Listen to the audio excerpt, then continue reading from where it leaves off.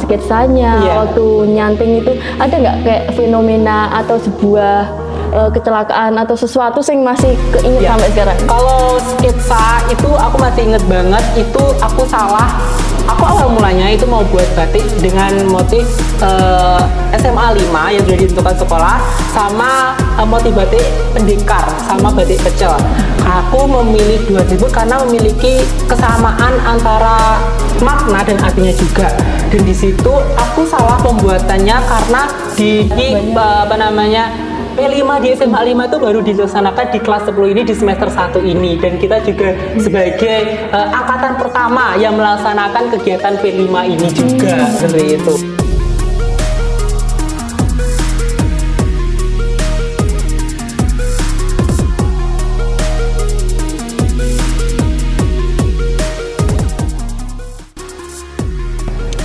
Assalamualaikum warahmatullahi wabarakatuh. Salam sejahtera bagi kita semua.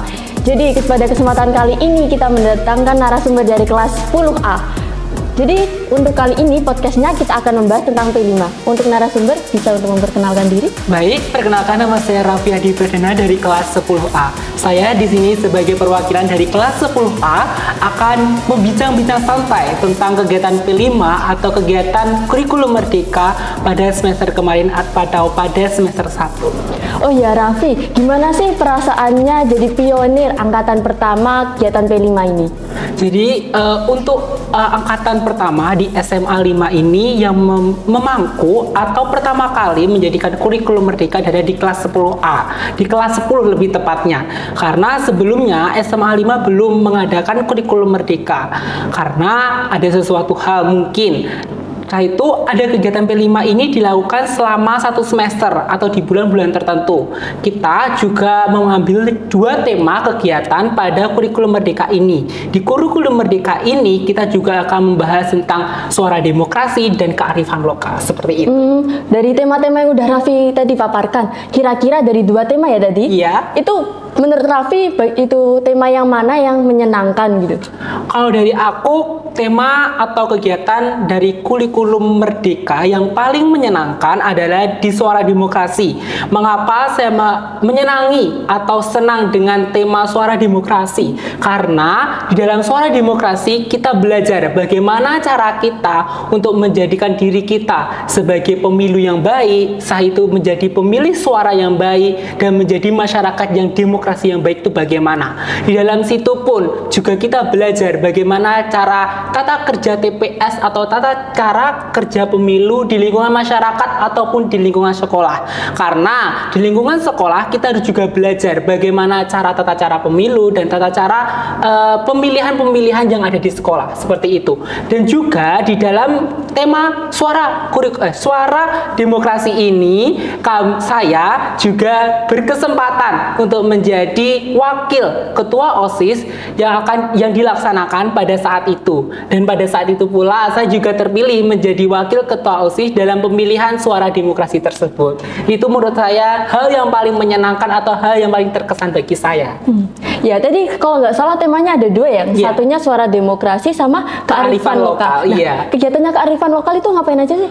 Kalau di kearifan lokal itu lebih ditekankan pada pembuatan batik. Jadi kearifan lokal ini ditekankan pada tata cara atau pengenalan batik, mulai dari batik di Kota Madiun ataupun di luar Kota Madiun juga dikenalkan. Dan kita juga berkesempatan untuk belajar bagaimana tata cara untuk membatik secara batik tulis. Dan itu juga pengalaman pertama saya dalam pembatikan tulis, karena sebelumnya saya juga belum pernah melakukan tata cara pembuatan batik tulis. Dan itu juga menjadikan pengalaman pertama saya untuk mencoba bagaimana cara untuk batik tulis itu tersendiri. Oh begitu ya. Oh ya tadi kalau nggak salah pengalaman pertama ya. Iya. Pasti ada kesulitannya.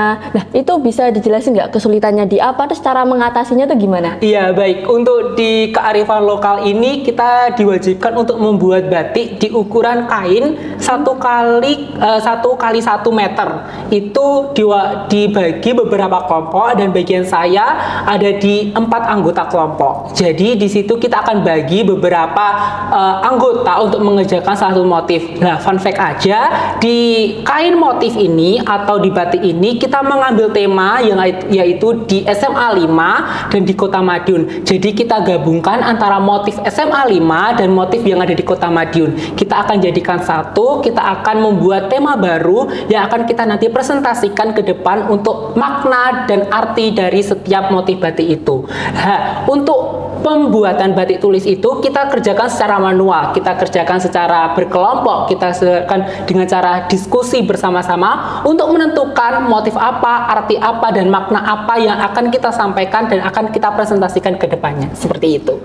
Begitu ya, berarti cara mengatasinya juga ada. Iya, betul. Oh iya, ini berarti itu SMA 5 itu menciptakan daya batik sendiri ya, yang campuran dari SMA 5 sama Kota Madiun. Iya.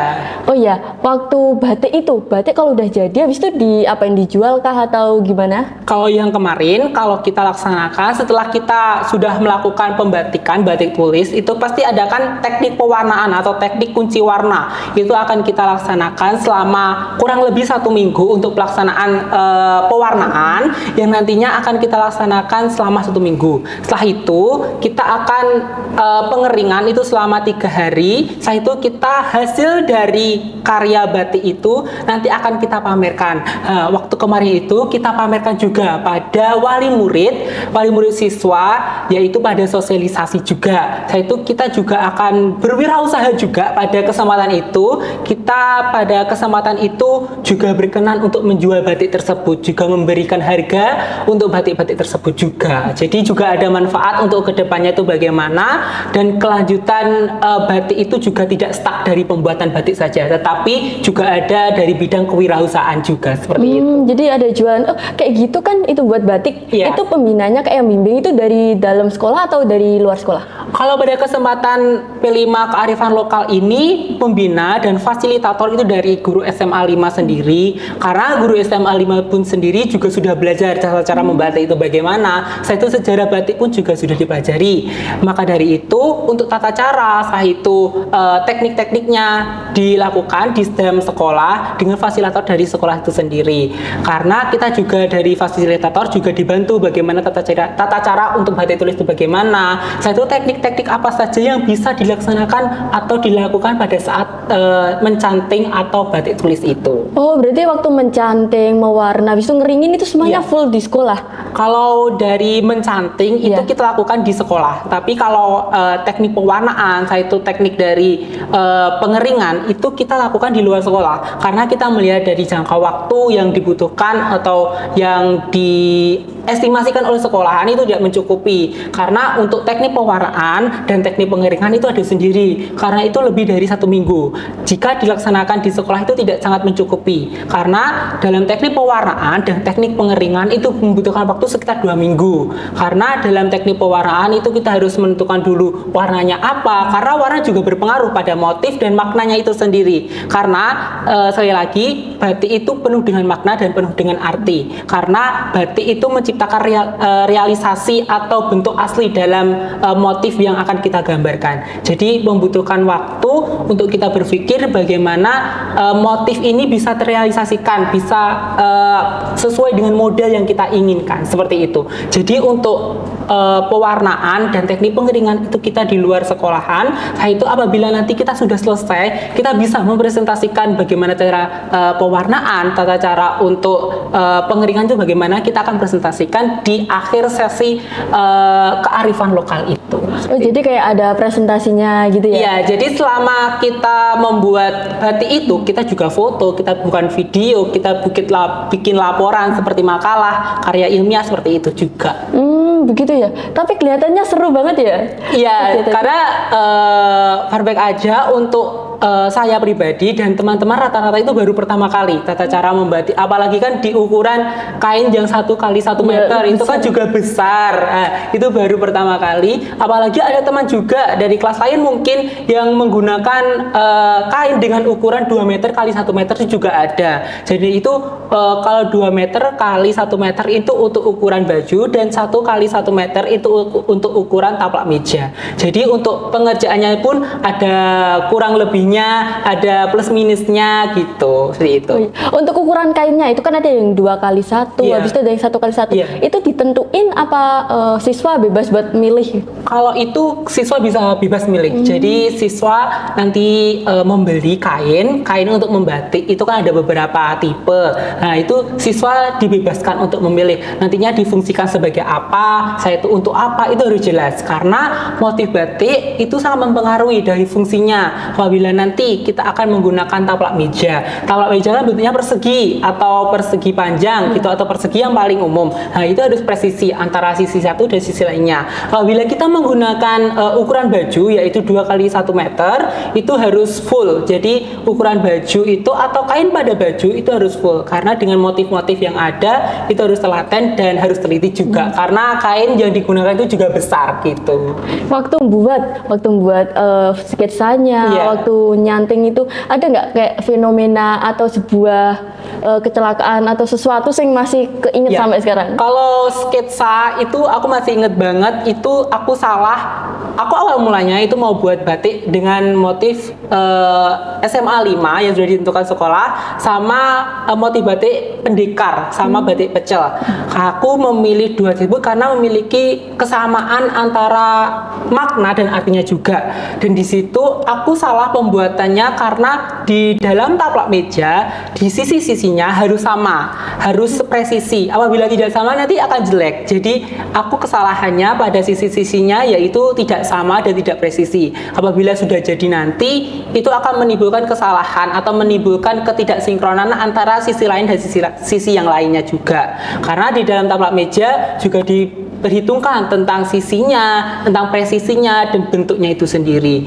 Dan di taplak meja itu juga sangat sulitnya di bidang presisi karena di sisi-sisinya juga harus sama karena kan kita harus bisa lihat dari atas, bawah dan kiri kanan. Tapi kalau baju itu kita bisa lihat dari sebelah kanan atau sebelah kiri atau atas dan bawah. Kita hanya bisa melihat pada depannya saja motifnya bagaimana dan bagusnya nanti dibuat baju seperti apa, seperti itu. Oh gitu ya, berarti benar-benar setiap sisi itu di sudut itu diperhitungkan. Iya, harus diperhitungkan. Kalau di taplak meja itu harus sesuai dengan presisi. Tapi kalau dengan baju itu bisa dengan motif yang lain atau masih yang berkesinambungan dengan motif tersebut.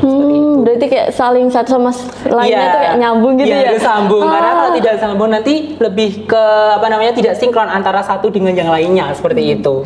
Oke, Raffi, kayaknya tadi seru banget ya? Iya, seru banget. Apalagi P5 di SMA 5 itu baru dilaksanakan di kelas 10 ini di semester 1 ini dan kita juga sebagai angkatan pertama yang melaksanakan kegiatan P5 ini juga seperti itu. Oke, Raffi, buat dari kamu sendiri ada nggak sih pesan dan kesan yang ingin kamu sampaikan? Oh iya, kalau aku kesannya selama mengikuti kegiatan kurikulum Merdeka P5 ini sangat senang sekali, apalagi juga menambah pengalaman baru dari kegiatan Suara Demokrasi itu juga. Saya itu dari kearifan lokal, aku juga tahu bagaimana tata cara membatik, sejarah batik yang ada di Indonesia ini maupun yang ada di Kota Madiun. Pesan aku untuk SMA 5 adalah mungkin kedepannya bisa diperbaiki lagi untuk dari sistem rundown acara atau dari sistem kegiatannya seperti itu. Dari mungkin overall itu bagus banget, memberikan pengalaman baru bagi kita yang belum pernah membatik, apalagi itu sangat-sangat berkesan bagi kami. Bagaimana yang kita penasaran banget bagaimana cara kita membatik itu sangat-sangat terbayarkan di event atau di kegiatan P5 ini gitu. Oke, baik Raffi, terima kasih ya udah mau menjawab. Terima kasih juga udah mau jadi narasumbernya. Oke, buat semuanya kali ini kita akhiri untuk sesi kali ini. Jangan lupa untuk nonton selanjutnya apa aja sih podcast yang akan terjadi selanjutnya. Baik, terima kasih Raffi. Terima kasih banyak.